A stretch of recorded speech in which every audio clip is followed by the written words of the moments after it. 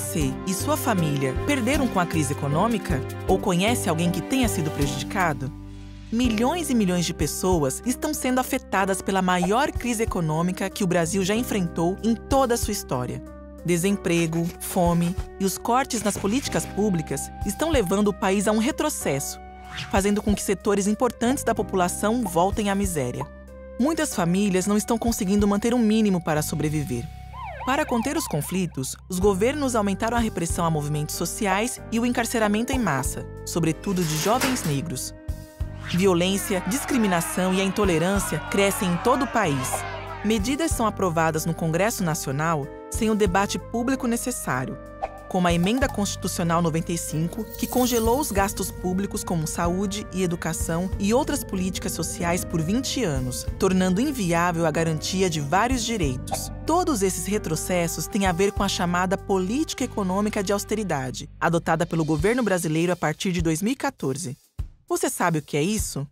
É uma política que diz existir somente um caminho quando o país enfrenta problemas em sua economia: reduzir salários da população e cortar investimentos e gastos públicos com as políticas sociais. Só que a política econômica de austeridade gera um círculo vicioso. Ao cortar salários, as pessoas consomem menos. Isso faz com que as empresas não consigam vender os seus produtos. Logo, elas demitem seus empregados, o que aumenta as pessoas sem trabalho e sem renda para consumir. Com a destruição dos direitos trabalhistas e o corte das políticas de proteção social, mais pessoas ficam sem condições mínimas de sobrevivência. As doenças, o desespero e o medo crescem, as desigualdades sociais e a violência avançam. Os governos que adotam essas políticas de austeridade defendem que o país precisa fazer um grande sacrifício para que a economia melhore. Mas de quem é o sacrifício? Da maioria da população, que vive do seu trabalho e dos setores produtivos da economia, que geram empregos. As políticas de austeridade sacrificam mais quem mais precisa. E quem ganha com isso?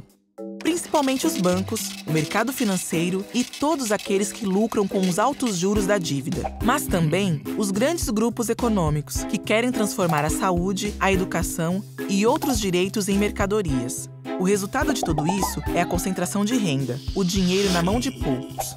Outra mentira utilizada para enganar a população é dizer que a política econômica de um país é igual à economia doméstica. Se os ganhos da família são menores, é necessário cortar os gastos de casa. Só que a economia de um país é bem diferente de uma casa.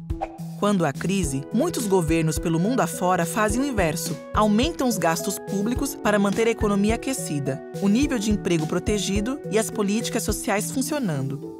Principalmente para que a população mais pobre não seja ainda mais penalizada. Essas políticas que reagem à crise econômica são chamadas de políticas anticíclicas.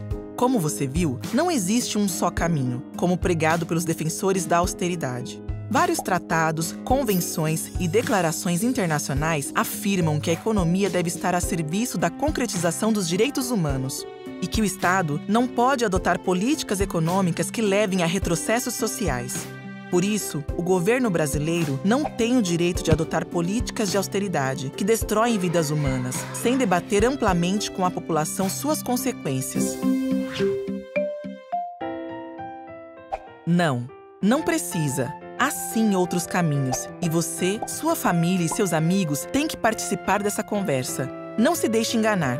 Economia não pode ser um assunto somente de especialistas. Ela é um assunto de interesse público, de todos nós. Converse, reflita e questione. Você faz toda a diferença para o Brasil mudar.